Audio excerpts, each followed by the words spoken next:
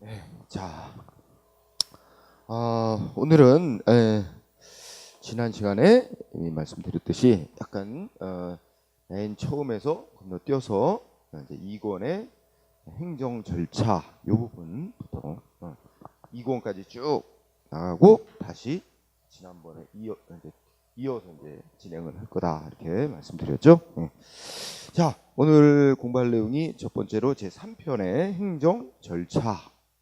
그다음에 이제 정보의 공개, 뭐 개인 정보의 보호 이런 주제가 있는데 일단 여기 그러니까 이제 일반적으로 행정 절차. 근데 우리 행정 절차에 관해서 행정 절차법이라는 법이 만들어져 있거든. 그래서 이제 그 법조문과 그 법조문의 적용에 관한 판례를 중심으로 반드시 한 문제가 나오는 영역이 절차입니다. 응? 모든 공무원 시험에 있어서는 100% 절차가 나옵니다. 응? 한 문제는 필수적으로. 왜 이런 그 경향이 있냐면 우리나라가 이제 과거에는 내용이 법에 따라 적법하게 이루어지면 된다. 내용만 중시하는 사고방식이 강했어. 그죠? 과정, 즉 절차는 그렇게 중시를 안 했다고. 응? 그러나 오늘날에 와서는 내용도 중요하지만 절차 또한 매우 중요하다.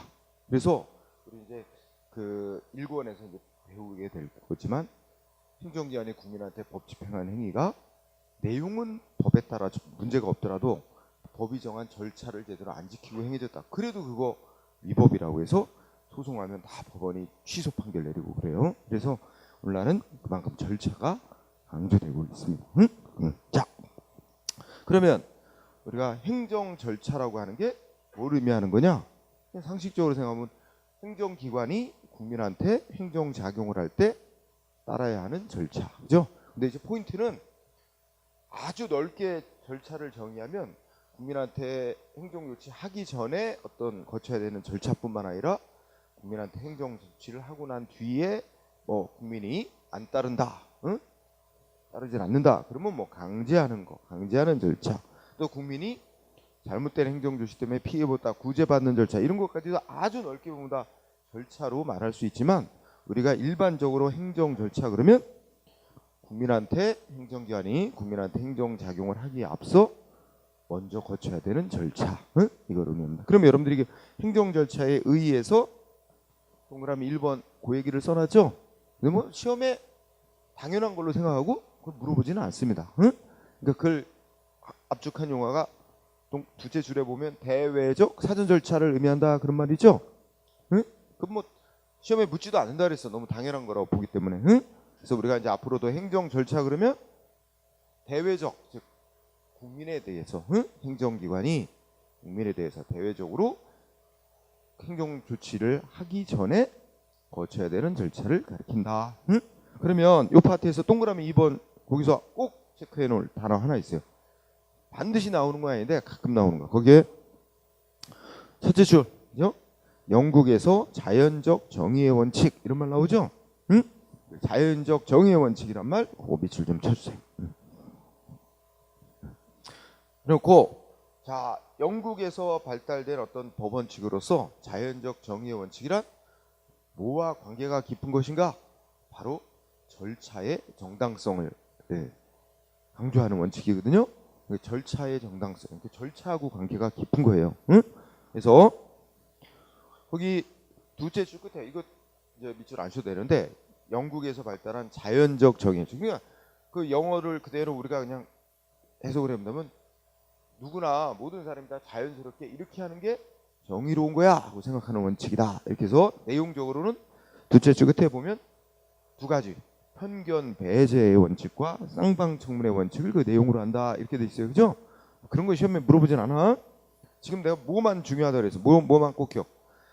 자연적 정의의 원칙이 무엇과 관계가 깊은가 이렇게 물어본다. 그러면 절차, 응? 절차의 정당성 강조하는 거기 때문에 절차와 관련이 깊다. 이 점만 기억하면 돼요. 그러면 약간 부연 설명. 자, 편견 배제의 원칙이라는 거는 자, 어떤 분쟁 싸움이 났어. 그런데 그 싸움에 이해관계에 있는 자가 판정을 하면 되겠어요, 안 되겠어요? 그럼 뭐에 문제가 있어? 공정성에 문제가 있다고 항상 의심을 받겠죠, 그죠? 응? 내 가족의 누군가가 관련된 사건인데 내가 판사라고 해봐. 내 가족에 관련된 사건을 내가 맡아서 재판해? 그건 아무래도 진짜 내용적으로는 아무런 공정성에 문제 없이 진짜 사심 없이 판정을 할 수도 있어. 하지만 근본적으로 그래도 야 진측에서 보면 아무래도 그래도 저쪽 사람 아니냐? 의심을 살 수밖에 없습니다. 그죠? 그래서 편견 배제 원칙이라는 게 이제 내용적으로 뭐냐면 어떤 분쟁이 있을 때 그 분쟁과 이해관계가 있는 자는 절대로 그거 판정하는 자가 돼서는 안 된다. 그런 내용이에요. 응? 자연스럽게 정의로 온 거 아니야? 그렇게 해야 되는 게. 네, 두 번째는 또 뭘까? 쌍방청문의 원칙. 그죠? 이거는 싸우는 양쪽 당사자가 있다고 치자. 그죠? 그럼 어떻게 해야 돼? 한쪽 말만 들어보고 판정하면 돼요? 안 돼요? 안 되겠죠? 항상 양쪽 말을 다 들어봐야 돼. 그죠? 그래서 쌍방청문의 원칙이란 건 양쪽, 그러니까 분쟁 당사자 양쪽 말을 다 들어보고 판정해야 된다. 당연하죠. 자연스럽게 당연하게 여기지죠. 그런 얘기죠. 자, 어쨌든 자 지금 궁금한 우리가 보통 행정 절차 그러면 국민한테 행정 조치 하기 전에 사전에 거쳐야 되는 절차를 의미하는데 영국에서는 자연적 정의 원칙이라 그래서 일찍부터 판례를 통해 그런 절차의 정당성을 강조하는 원칙이 확립되어 왔다. 이런 정도 그렇게 파악하시고 자 2번 절차의 기능 요거는 별표 그리고 특히 4번의 사전적 권익 구제 그죠? 사전적이라는 데 포인트가 있어요. 자 우리가 일단 좀 이따 배우겠지만 지금 말하는 국민한테 행정이 아닌 행정작용하기에 앞서 사전에 먼저 거쳐야 되는 절차로 일반적인 게 자 뭐 누가 뭘 위반했다고 영업정지를 시키거나 뭐 우리가 그 도로교통법 위반했다고 운전면허 취소 정지시키거나 이런 조치 국민한테 무슨 조치를 하려면 최종 조치 나가기 전에 먼저 상대방 국민에게 당신 언제 뭐 위반해서 법 몇 조에 따라 이런 조치 할 예정이다. 사전에 미리 통지를 하는 거야. 그러면서 이 사전 통지하는 건 상대방한테 변명 기회를 주고 들어보고 하기 위해서 그런 겁니다. 그죠? 행정 절차 그러면 일반적으로 사전에 통지를 하고 상대방의 의견을 들어보고 난 뒤에 참작을 해서 최종 조치 이게 이제 일반적인 거야. 절차에 가장 중심을 이루는 거야. 그럼 이걸 한번 생각해. 그럼 왜 국민한테 어떤 조치를 하기 앞서 사전에 상대방의 의견을 들어보고 참작을 한 뒤에 최종 조치를 내보내도록 할까? 1번 생각해 보면 국민의 의견을 반영할 수 있는 통로가 되니까 그죠? 민주성, 민주성 확보 방안, 그죠? 민주화. 그다음에 일방적으로 행정기관이 일방적으로 결정하는 게 물론 잘하는 올바른 결정일 수도 있지만 한쪽 시각에서만 결정할 수도 있잖아, 그죠? 그래서 거기에 괄호 속에 다 부연 설명이 붙어 있어서 쉬워요, 그죠? 행정작용의 내용이 적정한 내용이 될 수 있도록, 그죠? 그다음에 3번 능률화하고도 관련이 있어요. 능률화. 능률화라는 건 이제 국민한테 행정작용할 때 지켜야 될 어떤 공통된 절차를 만들어 놓음으로써 업무 처리할 때 각 행정기관 공무원들 혼선을 안 가져오게 할 수 있는 거죠. 그런 것들이 능률성을 기할 수 있게. 근데 자 이런 거는 다 시험 문제에서 문제가 이제 간혹 나올 때 그 행정 절차의 기능과 거리가 먼 거 이렇게 문제 낼 때 4번을 주로 틀리게 만드는 부분이 돼. 거기 강조 단어가 사전적이야. 이거를 뭐로 바꾸면 사후적이라고 바꿔서 많이 낸단 말이에요. 그죠?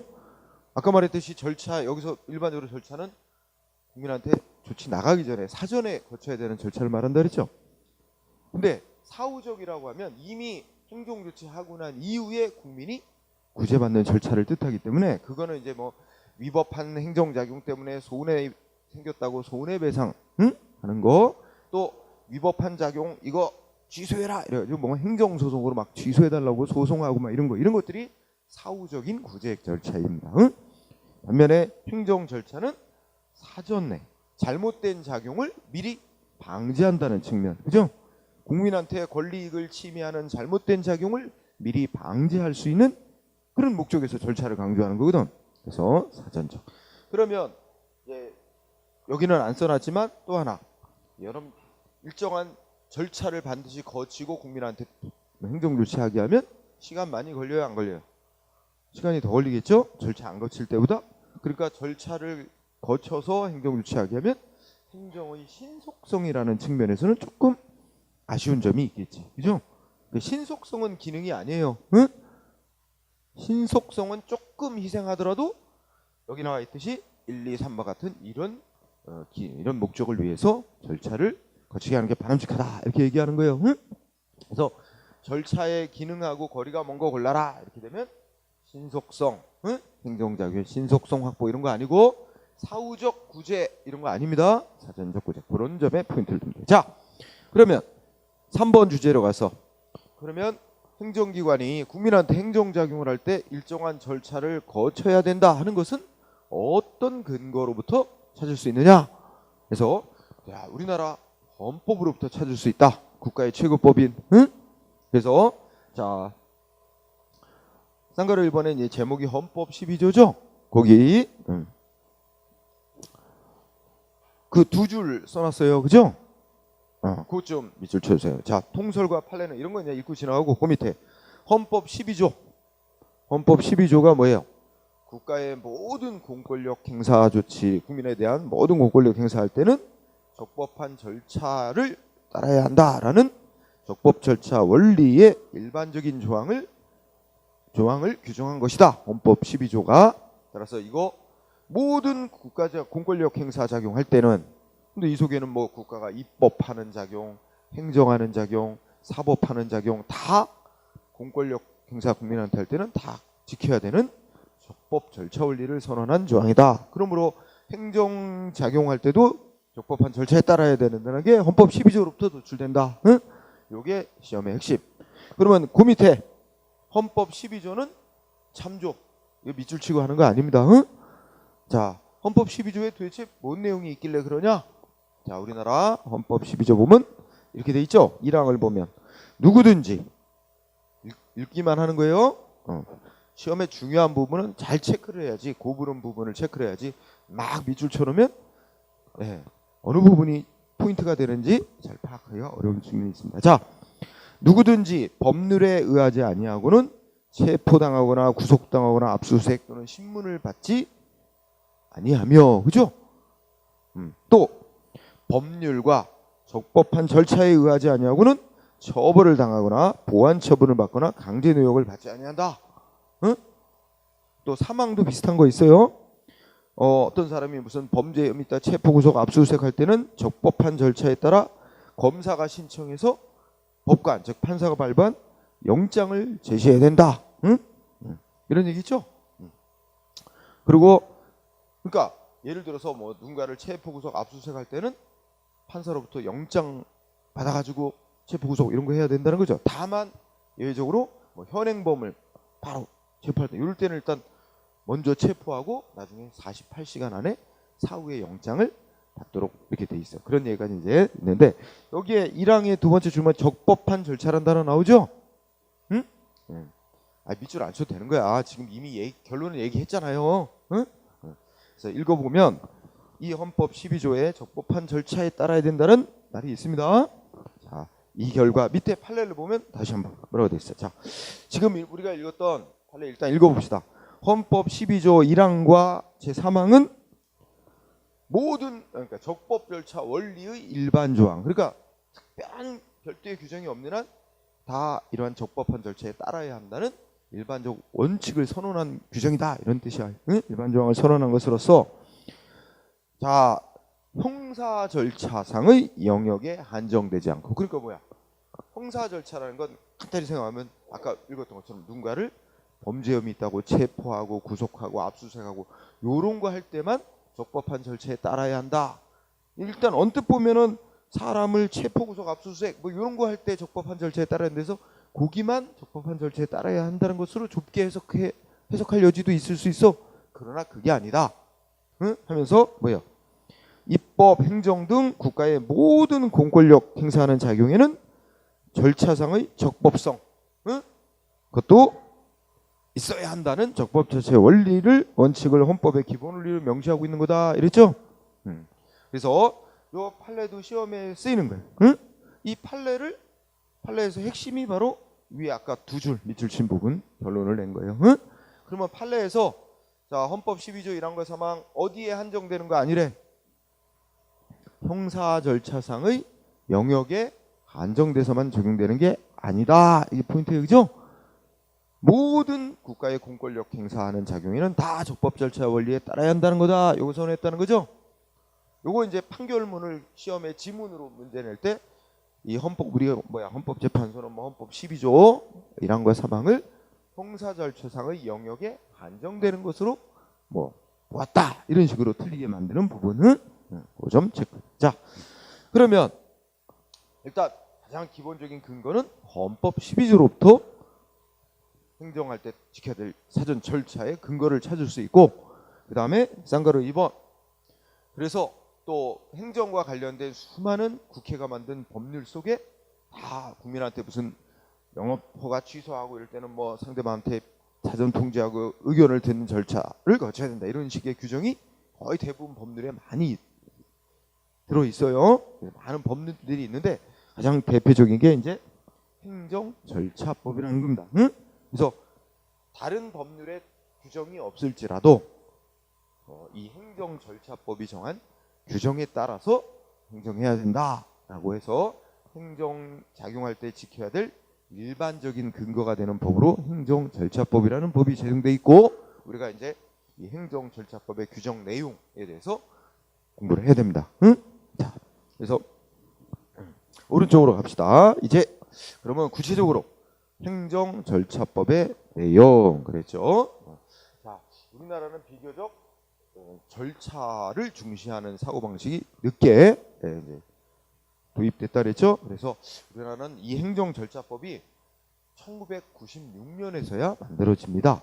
물론 그 전에도 이 행정에 관한 여러 법률들에는 오늘날 절차에 관한 규정들이 일부들 다 이렇게 들어있긴 했지만, 통일된 하나의 법으로 절차에 관한 규정을 모아서 만든 법은 1996년에 이루어서 비로소 만들어져서 시행은 1년의 유예 기간을 거친 후 98년 1월 1일부터 시행이 되면서 현재까지 한 몇 차례 개정을 거쳐서 현재까지 이루고 있습니다. 자, 그러면 먼저 우리나라 행정절차법의 특징이라고 하는 거 나오죠? 이것도 별표 시험에 관련이 있습니다. 자, 1번 박스 안에 이런 말이 있죠. 일부 실체적 규정도 있으나 대부분 절차 규정으로 이루어져 있다. 응? 자, 그러면 또 이거를 말을 또 바꿔서 얘기하면 법 이름이 행정절차법이니까 순전히 절차에 관한 규정만으로 이루어져 있냐? 그건 아니다. 응? 일부 내용에 관한 규정도 있단 말이에요. 행정작용의 내용에 관한 규정도 있어요. 일부. 그죠? 그러니까 1번 대부분 절차에 관한 규정들이 대부분 있지만 일부 실체적 규정, 즉 내용에 관한 규정도 있다. 응? 그래서 순수하게 절차에 관한 규정만으로 이루어져 있는 건 아니다. 응? 이거 체크하고요. 그 다음에 2번, 3번을 읽어보되 거기서는 우리 행정절차법이 에서 규정을 안 해놓은 행정작용들 있어요. 응?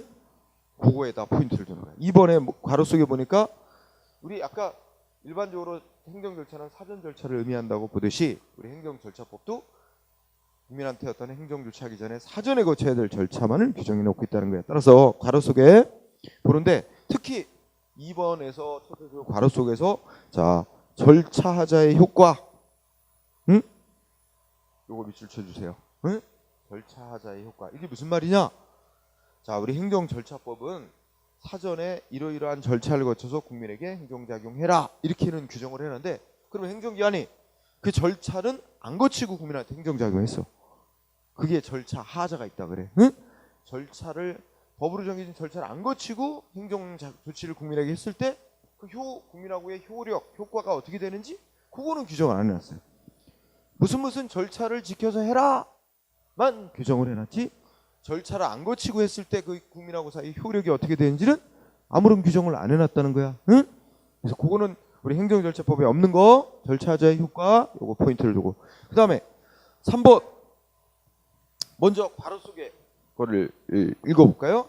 자, 잘 모르더라도 자 우리 행정기관이 국민한테 행정하는 작용들은 그 같은 내용끼리 묶어서 뭐 공통의 이름을 붙여서 무슨 작용 이렇게 우리가 이제 공부를 파악을 그렇게 한단 말이야. 그런데 행정기관이 하는 모든 작용에 관한 절차를 정해놓은 건 아니에요. 우리 행정절차법이. 그래서 괄호 속에 보듯이 일단 읽어보면 뭐 처분이라는 작용을 할 때 지켜야 되는 절차.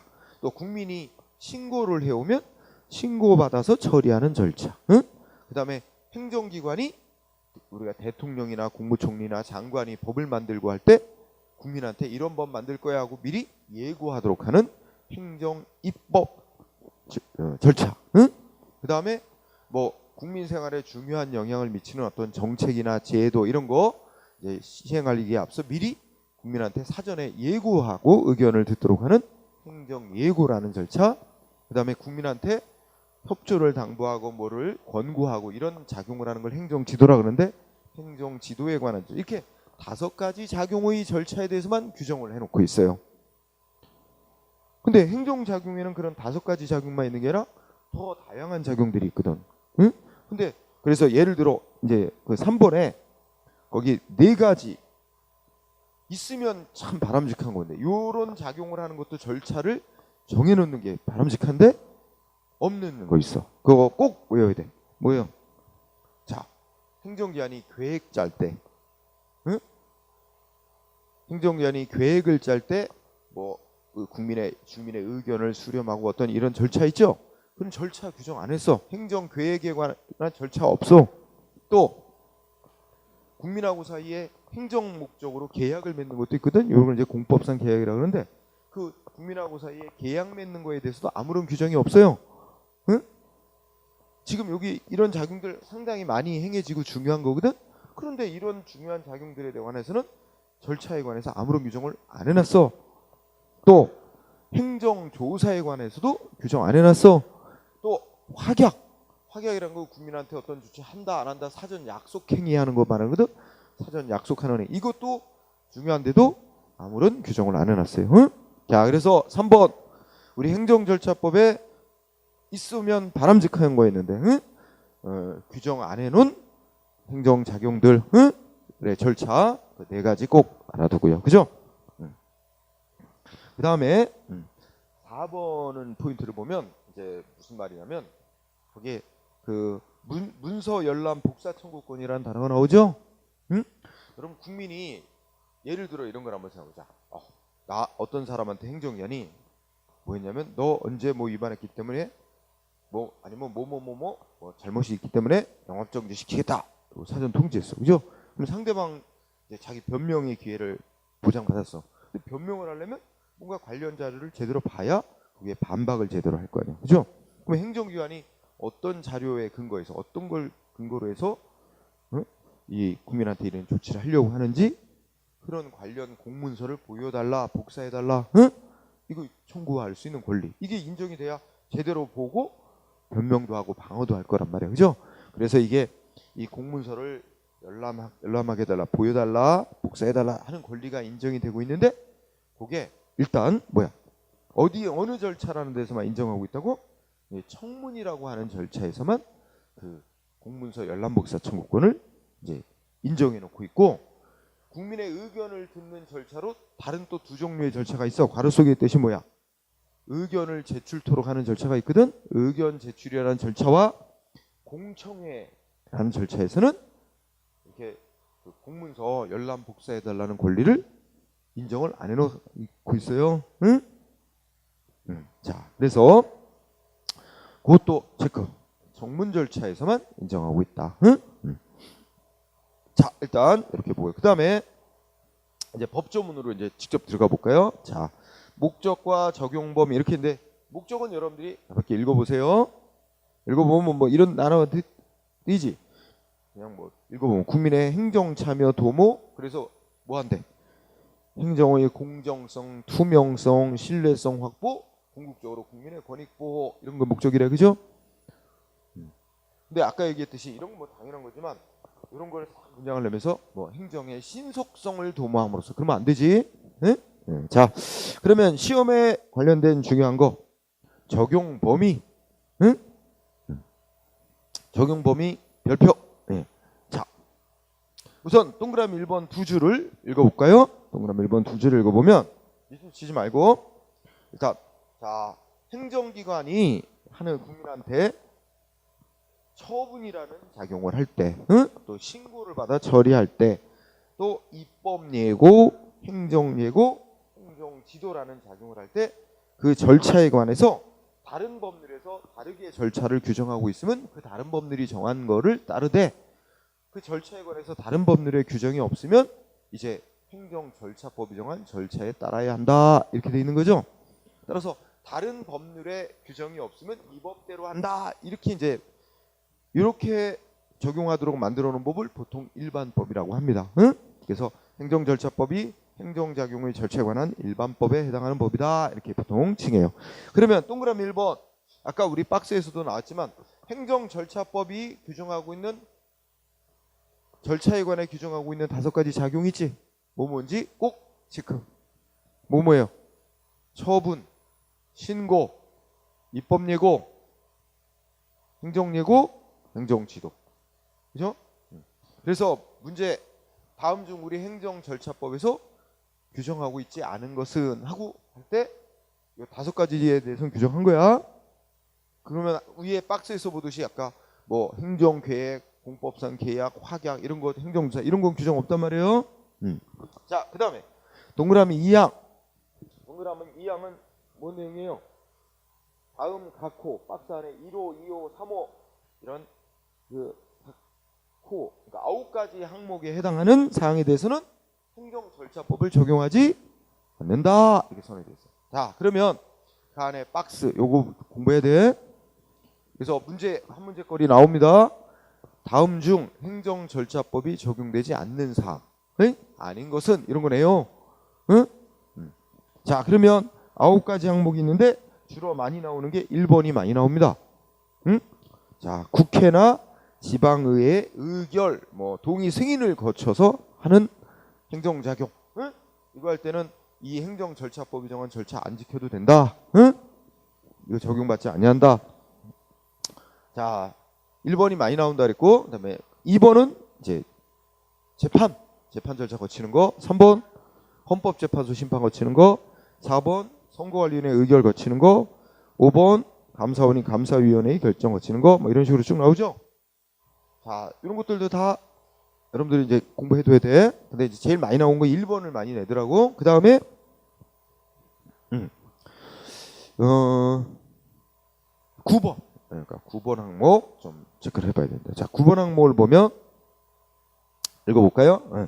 자, 병역법에 따른 징집 소집에 관한 사항, 외국인의 출입국, 난민 인정에 관한 사항, 난민 인정 귀화, 또 공무원 인사관계 법령에 따른 징계와 그 밖의 처분. 그러니까 공무원에 대한 뭐 징계 조치 등 불이익한 처분, 네.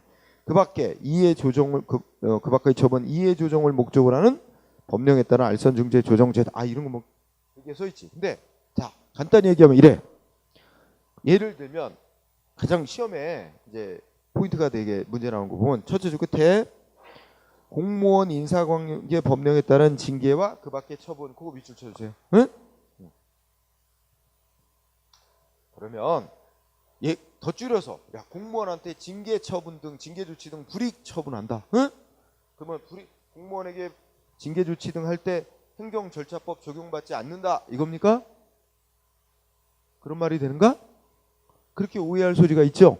왜냐면 이 9가지 항목에 대해서는 행정절차법 적용하지 않는다 이래놨으니까 공무원한테 징계 조치 등 인사상 조치할 때는 행정절차법이 정한 절차 안 지켜도 된다 이렇게 오해할 소리가 있어.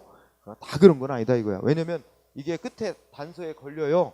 국어 생각하면 그죠? 끝까지 읽어봐야 돼. 따라서 어디를 읽어봐? 응? 셋째 줄 끝에 해당 행정작용의 성질상 행정 절차를 거치기 곤란하다든지 또는 거칠 필요가 없다고 인정되는 사항, 성질상 거치기 곤란하거나 거칠 필요가 없다고 인정되는 사항 하고, 그다음에 이 행정절차법에서 정한 행정 절차에 준하는 절차를 거친 사항, 응? 그런 거일 때만 뭐야? 행정절차법을 적용받지 않는다는 거예요. 그죠? 그러니까 막 공무원 인사관계 법령에 의한 뭐 징계 처분이라 할지라도 어떻게 돼? 그 성질상 행정 절차를 거치기 곤란 내지 준하는 절차를 거친 사항이다. 그러면 행정절차법이 정한 절차를 적용받지 않는다, 안 지켜도 된다는 얘기야. 그러나 거기에 해당하지 않는 사항이라면 어떻게 돼? 행정절차법이 정한 절차 지켜야 된다, 이런 말이 되는 거예요. 응? 자, 그래서 미리 법정 얘기했습니다. 다음 페이지 보면 이거에 관한 다시 한번 판례를 확인할 수 있습니다. 자, 판례 1번. 1번 공부하세요. 자, 1번에 좀 문구가, 판결 문구가 언뜻 이해하기 어렵게 돼 있어서 내가 다시 쉽게 말해놨어요. 자, 5째 줄에 뭐라고 돼 있어요? 화살표, 그거로 공부하세요. 공정거래위원회라는 행정기관이 뭔가 이 공정거래에 관한 법률 위반한 업자에 대해서 시정조치 내리고 과징금이라고 돈을 납부해라 명령할 때도 뭐 해야 되는데 행정절차법에 적용받는데 안 받는데? 받는다는 뜻입니다. 응? 그래서 뭐 과징금 같은 거 부과받는 업자의 의견을 들어보고 하는 절차 따라야 한다. 응? 이런 취지다. 예, 그거 알아두고요. 그 다음에 자, 2번 앞에 제목 산업기능요원 편입 취소 처분. 응? 지방병무청장에 따르죠. 산업기능요원 편입 취소 처분. 이거 이제 현역 군복무 가는 대신에 뭐야? 일정한 뭐 방위산업체라든지 일정한 산업체에서 근무하면 군복무 마친 것으로 쳐주는 제도입니다. 특히 이제 우리 저 문과 이과 나누면 이과생들, 그러니까 특히 공대생이나 이런 그 학생들 현역 가는 대신에 방위산업체 같은 데서 이렇게 근무하는 제도, 이런 게 산업기능요원 복무제도라고 하는 게 있어요. 응? 그러면 이거 이제 일단 현역으로 가는 건 아니잖아, 군대, 그지? 근데 어떤 사람에 대해서 지방병무청이 산업기능요원으로 편입하는 조치를 했다가 취소했단 말이야. 취소하면 어떻게 돼? 현역으로 가야 돼, 다시. 응? 자, 이렇게 되니까 그러면 산업기능요원 편입 취소할 때는 행정절차법이 정한 절차 따라야 되느냐 하는 문제야. 지켜서 취소하는 조치를 해야 되느냐 하는 게 문제가 된 거야. 근데 지방병무청장은 행정절차법에서 정한 뭐 사전에 통지하고 상대방의 의견을 듣는 절차 안 거치고 취소하는 조치를 해버렸거든. 그랬더니 위법이야 하고 소송이 들어온 거야. 그랬더니 그 조치란 행정기관 지방병무청장은 무슨 주장을 했대? 야, 이거는 병역 앞에 페이지에서 9번째 항목 있잖아요. 뭐 있어? 병역법에 따른 징집 소집에 관한 사항은 어떻게 안 되겠어? 행정절차법 적용하지 않는 사항으로 돼 있다. 그러니 행정절차법이 정한 사전통지나 의견청지 절차 안 고치고 해도 되는 거니까 안 한 거다. 그러니 문제 없는 거다. 이런 주장을 행정기관은 했지. 그러나 법원은 그와 달리 봤어요. 그죠? 그래서 어떻게 봤어? 자, 산업기능요원 편입 취소 처분은 행정절차법 적용 안 되는 사항으로 규정해 놓은 병역법에 의한 소집에 관한 사항에 해당한다, 안 한다? 해당하지 않는 거다. 해당하지 않는 거니까 행정절차법 적용 안 돼도 되는 사항에 해당하지 않으니까 결론은 어떻게 돼? 행정절차법이 정한 절차 따라야 한다. 그런데도 안 따르고 이 편입 취소한 조치는 절차상 위법한 처분이다. 이렇게 되겠죠? 자, 그러면 이런 판례 공부할 때 산업기능요원 편입 취소 처분 병역법에 의한 소집에 해당하지 않는다. 그리고 여러분이 출제자라면 어떻게 바꾸겠어? 판례 바꾸게 되면 해당함으로 행정절차법 응? 미청한 사전통지 의견 제출 기회부의 등의 절차를 거칠 필요가 없다. 이런 식으로 바꿔서 틀리게 만들 수 있죠. 그런 점을 잡기 위해 결론. 그 다음에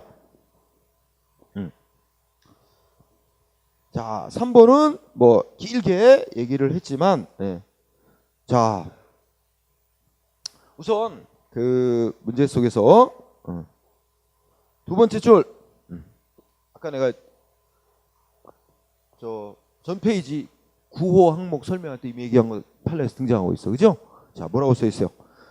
3번에 셋째 줄 보니까 읽어봅시다. 공무원 인사관계 법령에 의한 처분에 관한 사항이라도, 응? 공무원 인사관계 법령에 따른 처분에 관한 사항이라도 전부, 그거 전부가 다 행정절차법 적용 안 되는 거 아니다. 배제되는 게 아니라 어떻게 했어? 성질상 절차를 거치기 곤란하거나, 응? 또는 행정절차에 준하는 절차를 거친 사항이 안에서만 행정절차법 적용이 배제된다고 돼 있었잖아요. 아까 법 규정에. 그죠? 즉, 이 문장이 시험에 잘 나와요. 응? 이건 사실은 뭐 앞에 행정절차법 9호 규정을 해석한 것 뿐이잖아. 그죠? 규정 있는 걸. 그런 결과. 그러면 지금 이게 여기서 이제 3번에 응? 군 인사 첫째 줄. 자, 군 인사 관련 법. 응? 군대 조직의 군 인사 관련 법에 의해서 진급 예정자 명단에 포함된 자에 대해서 행정절차법이 정한 의견 제출 기회를 주지 않은 채 진급 선발 취소한 조치를 했단 말이야. 행정기관이. 응? 이거는 뭐야? 그러면 행정절차 안 거치고 했어도 되는 거냐? 아니면 거쳤어야 되는 거냐? 아까 문제죠? 근데 조금 아까 다시 확인해 보면 공무원 인사와 관련된 처분이지, 인사와 관련된 조치지. 근데 공무원 인사 관련 조치라도 다 행정절차법 적용 배제되는 게 아니고, 전부가 그런 건 아니고 적용 받는 것도 있고 안 받게 되는 것도 있을 수 있다는 얘기죠. 근데 그러면 진급 예정자 명단에 포함된 데 대해서 진급 선발 취소하는 것 거쳐야 되는 거라는 거야. 응? 결론이. 그죠? 그래서 시험 요령. 자, 3번에 두 줄. 진급 예정자 명단에 포함된 자에 대해서 행정절차법이 정한 의견 제출 기회를 부여하지 않고 진급 선발 취소한 것은 위법이다. 두 줄 꼭 알아두고, 그 밑에 세 줄도 알아두고. 응? 그러면 같은 논리로 자, 4번, 5번, 6번 같은 논리가 됩니다. 원래 4번, 5번, 6번. 자, 4번 뭐예요? 어떤 사건인지 기억. 별정직 공무원에 대한 직권 면직 처분. 자, 우리 공무원 분류할 때 지금은 이제 별정직이랑 별정직도 있지. 예. 자, 뭐 예를 들어 공무원을 분류할 때 처음부터 이제 뭐 시험 보고 뭐 자격 이런 걸 기준으로 해서 사람 임명해서 평생토록 특별한 잘못이 없는 한 공무원으로 근무하고 퇴직하게 하는 이런 종류의 공무원을 우리가 뭐예요? 경력직 공무원이라고 하고, 그죠? 보통 여러분들이 되고자 하는 지금 공무원 경력직 공무원을 되고자 하는 거예요. 응? 근데 이제 이런 신분과 자격 기준, 일정한 자격 기준과 능력 이런 거 가지고 임명하고 평생 공무원으로 근무할 것이 예정돼 있는 그런 공무원 종류가 아니라 뭐 정치적 기준에 따라 임명하는 그런 공무원 자리를 정무직이라고 또 분류하고, 그다음에 여기 별정직이라는 거는 우리 뭐 예를 들면 국회의원 보좌관이라든지 뭐 대표직은 그런 사람들이 있어. 그 사람들도 신분은 공무원 신분인데 어떻게 돼? 뭐 평생 공무원 보장되는 게 아니야. 응? 그래가지고 그냥 뭐 그 인사권자가 임명을 하고 뭐 국회의원 임기 끝나면 또 국회의원 보좌관으로서의 공무원 신분 상실되고 뭐 이런. 그러니까 이 일반적인 공무원하고 좀 다른 계통의 공무원이 있어요. 어쨌든 자, 그리고 직권 면직이란 건 법이 정한 일정한 사유에 해당된다고 자르는 조치야. 일방적으로 자르는 조치. 어쨌든 자, 별정직 공무원에 대한 직권 면직 처분 하면서 어떻게 했대? 사전 통지, 의견 제출 기회 안 주고 했다면 뭐래요? 위법이다. 응? 두 줄. 시험은 요 두 줄. 응? 꼭 알아두고요.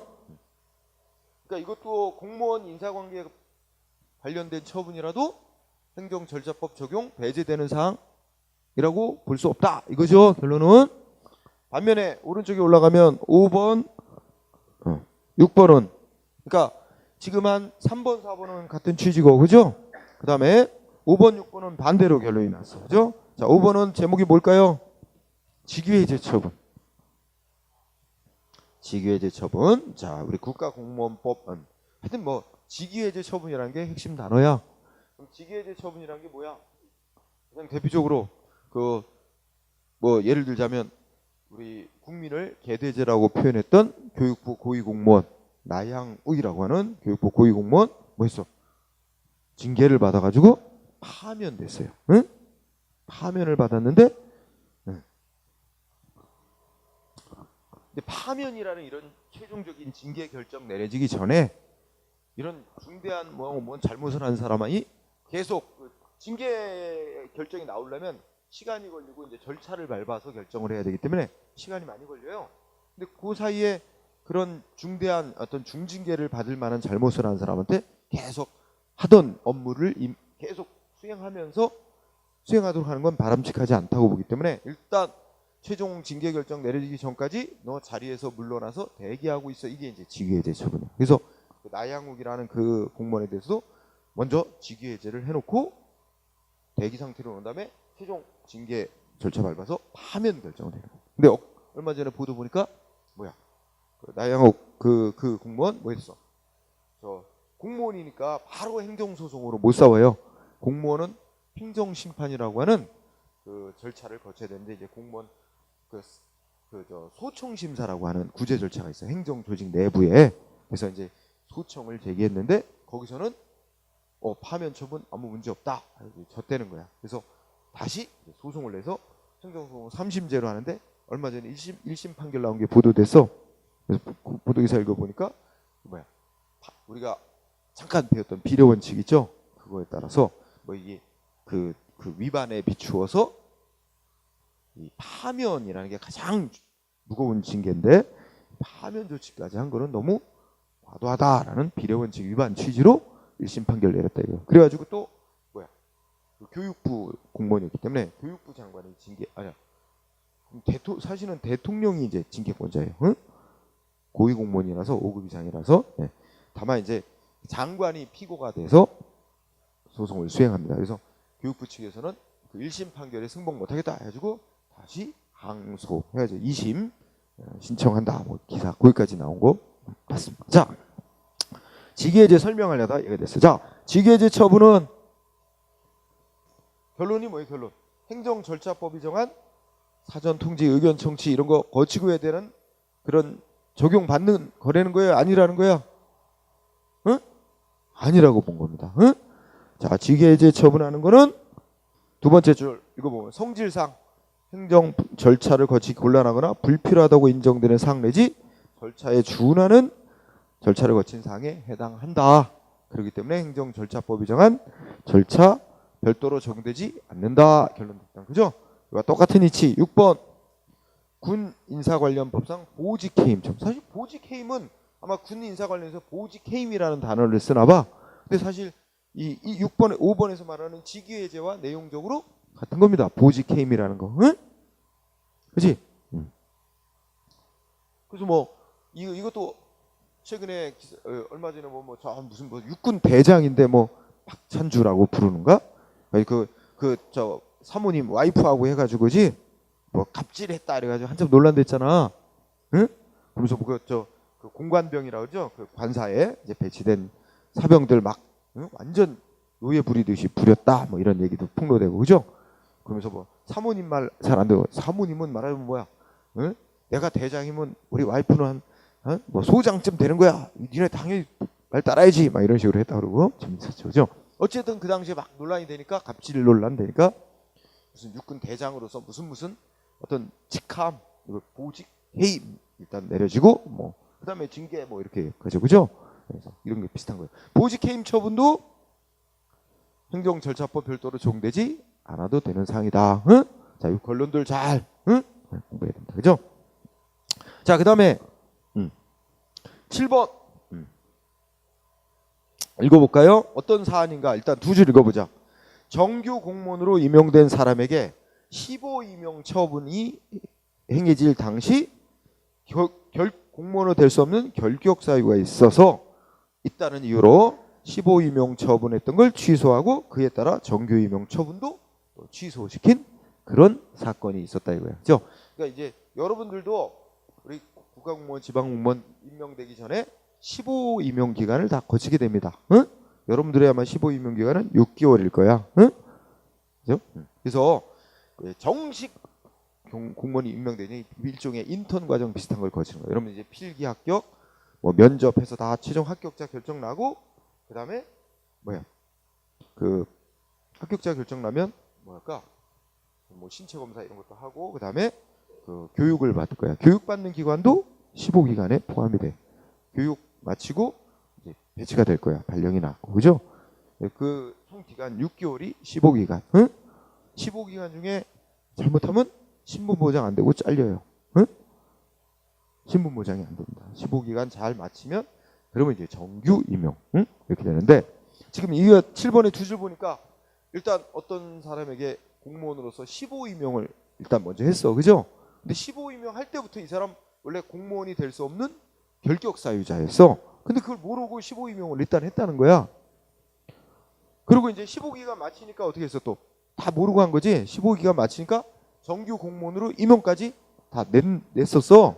그랬다가 이제 뒤에 알게 된 거야. 이 사람 결격 사유자였는데 하는 걸 뒤에 알게 돼서 15임용 취소하고 그 다음에 정규 임용도 또 취소하고 이랬어. 응? 자, 여기서 일단 분석 들어가야 될 거. 자, 여기서 하나. 여러분들 결격 사유 있는 자를 공무원으로 임명하는 조치는 중대하고도 명백한 위법이 있는 조치다 해서 무효로 봅니다. 응? 무효로 봐요. 그러니까 우리 행정기관이 어떻게 했어? 결격 사유 있는 자를 15임명했으니까 15임명 취소한다는 표현을 썼다는 거야. 그러나 표현은 취소지만 그거는 뭐야? 원래부터 무효였다 하는 걸 선언하는 의미밖에 없는 거다. 그죠? 자, 결격 사유자 15임명했던 거 취소하는 건 무효다. 그런데 그거를 두째 줄 취소하고 그에 따라 또 정규 임용 처분도 취소한 사안에서 그러면 셋째 줄 정규 임용 처분을 취소하는 처분은 뭐야? 그 결격 사유가 해소된 후에 한 별도의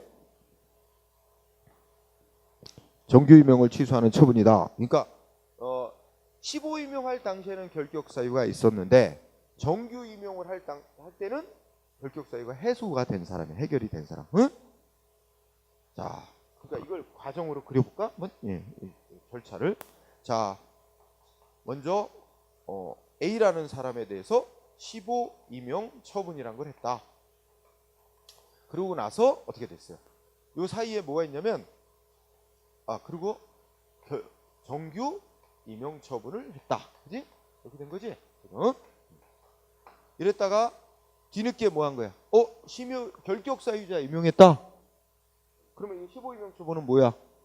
효력이 뭐라고? 무효.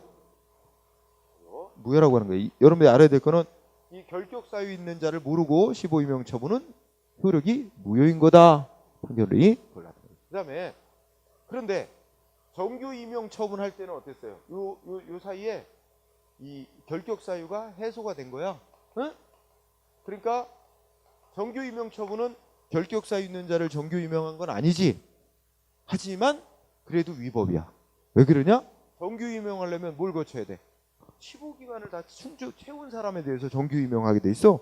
근데 얘는 15임용한 것 자체가 무효니 이 사람은 15임용을 하지도 못한 거가 되고 따라서 15기간을 안 거친 게 되니까 15기간 안 거친 사람 즉 규정에 안 맞는 자에 대해서 정규 임용한 게 돼서 이것도 위법인데 다만 위법의 정도는 무효일 정도까지는 아니고 취소할 수 있는 정도의 위법이 있다. 그러니까 위법의 정도에 따라서 무효와 취소할 수 있는 경우로 둘로 나누거든.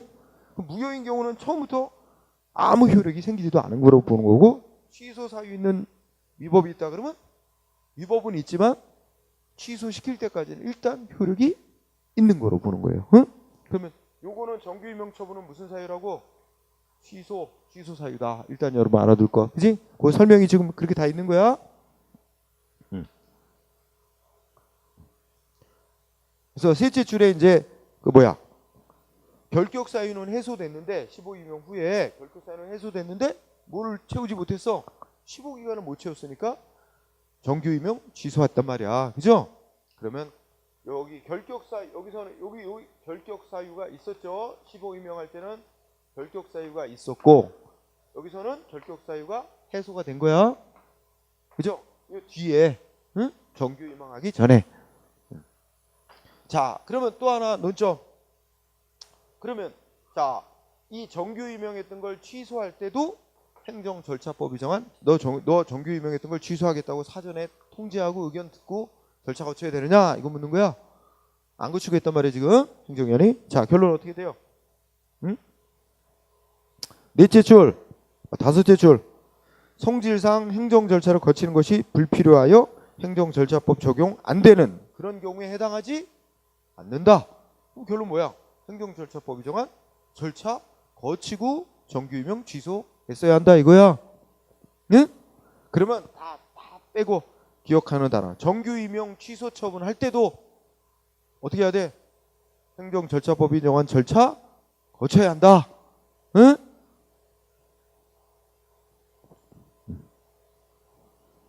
자, 7번이 시험 문제에 출제가 두 가지 포인트가 있단 말이야. 하나는 이거 물어보는 거. 결격수에 있는 자를 15임명 처분한 거 뭐냐? 무효다. 근데 이제 표현은 행정위원은 15임명을 취소한다 그랬지만 그는 원래 무효인 조치다라고. 그 다음에 결격 사유 해소된 이후에 15기간 안 채웠다는 이유로 정규임명 취소한 조치가 있는데 그거는 말 진짜 취소 사유 있는 거로서 취소에 해당하는 거다. 응? 이 하나. 그 다음에는 이렇게 정규임명 취소할 때도 행정절차법이 정한 절차 지켜야 된다. 이게 포인트. 자, 그 다음에 8번. 자, 대통령이 한국방송공사 사장 해임. 이게 이제 사건의 제목입니다. 응? 이건 이제 우리 과거 이명박 대통령 때 KBS 사장 자른 조치를 한 거야. 응? 해임했어요. 원래 이제 KBS 사장이 임기가 있어. 응? 근데 저 누가 임명했냐면 그 전에 노무현 대통령이 이제 KBS 사장을 임명했는데 임기가 아직 절반 정도 남아 있어. 근데 이명박 대통령이 이제 당선됐어. 그죠? 정권 바뀌었으니 너 사표 내고 나가. 그런데 못 나가. 아직 임기가 남아 있어. 그러니까 막 뭐 하여튼 꼬투리 잡고 뒷조사하고 해요. 뭘 꼬투리 잡아서 해임. 대통령이 해임을 한 거야. 그래갖고 또 그거 소송 냈어. 해임한 건 무효다. 응? 소송을 냈어요. 그래서 결국은 이겼어요. 소송에서. 이겼지만 뭐 복지가 하진 않고 이제 손해배상 받고 그렇게 했지. 그죠? 그리고 밀린 못 받은 월급 임기 동안 받을 수 있는 월급도 받고 이렇게 되는 거지. 자, 그런데 자, 그러면 지금 읽었듯이 대통령이 KBS 사장 해임할 때도 행정절차법이 정한 사전 통지, 의견 듣는 절차 거쳐야 된다, 안 거쳐도 된다. 이게 포인트. 이거 묻는 거야. 예? 결국 어떻게 된대요? 행정절차법 결론 적용돼야 된다. 응? 여기서 지금 계속 나오지만 너한테 이런 해임 처분할 거야. 사전에 미리 통지하고 의견 제출하는 기회, 변명할 수 있는 기회 들어보고 해야 된다 이런 거야. 근데 그런 거 안 하고 했으면 위법이다 이런 얘기입니다. 응? 자, 그 다음에 9번째 판례. 자, 핵심 단어 거기 글씨도 굵게 써놨네, 그지? 어린이집 평가 인증 취소. 응? 그러니까 뭐 그 보건복지부 장관이 어린이집을 이제 평가해서 뭐 운영 상태라든지 뭐 교육 프로그램의 우수성 정도 뭐 이런 거 따라가지고 여기는 우수한 교육 어린이집이다 뭐 이래가지고 이제 한번 인정을 하면 뭐 몇 년간 그 유아 그 우수 교육기관 이런 거로 인정이 되는 거지, 그지? 자, 그러면 어쨌든 어린이집 평가 인증했던 걸 취소시킬 때, 응? 그때도 어떻게 돼? 행정절차법이 정한 절차, 즉 사전에 통지하고 의견 듣는 절차 거쳐야 된다는 거야? 안 거쳐도 된다는 거예요? 그것도 거쳐야 된다는 거예요. 응? 즉, 보건복지부 장관이 작성한 뭐 보육사업 안내라는 어떤 그 공문서에 이 평가 인증 취소할 때 일정한 절차에 관한 사항이 일부 정해져 있다 하더라도 그것만 가지고 행정절차법이 정한 절차 적용 안 돼도 되는 거다 이렇게 말을 볼 수는 없기 때문이라는 게 이유고, 어쨌든 결론은 행정절차법 거쳐야 된다 하는 그런 내용이다. 응?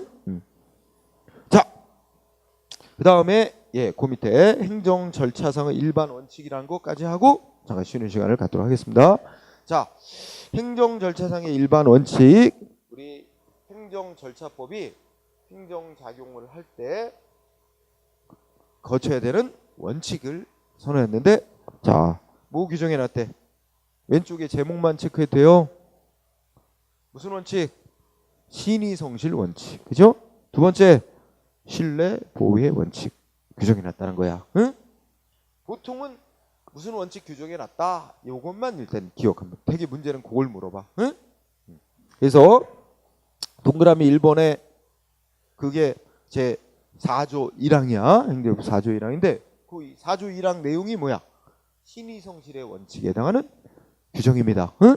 그래서 읽어보면 행정청은, 즉 행정기관은 직무 수행할 때 신의에 따라 성실히 해야 된다. 응? 이렇게 딱 한 줄짜리야. 응? 그래서 신의성실 원칙에 관한 규정이 있고, 그 다음에 동그라미 2항, 요거는 제 4조 2항으로서 신뢰보호의 원칙에 해당하는 규정입니다. 우리가 지난 시간에 신뢰보호 원칙을 실정법으로 규정해 놓은 예로 국세기본법 18조 3항, 행정절차법 4조 2항이 대표적인 예로 들어진다고 지난번 잠깐 나왔었죠?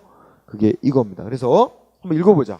행정기관은 말하자면 법 해석 또는 행정청이 업무 처리한 관행이 일반적으로 국민들에게 받아들여졌을 때는 공익이라든지 다른 제3자의 정당한 이익을 현재 해칠 우려가 있는 경우를 제외하고는 예전에 해오던 해석과 다르게 또는 예전에 해오던 관행과 다르게, 응?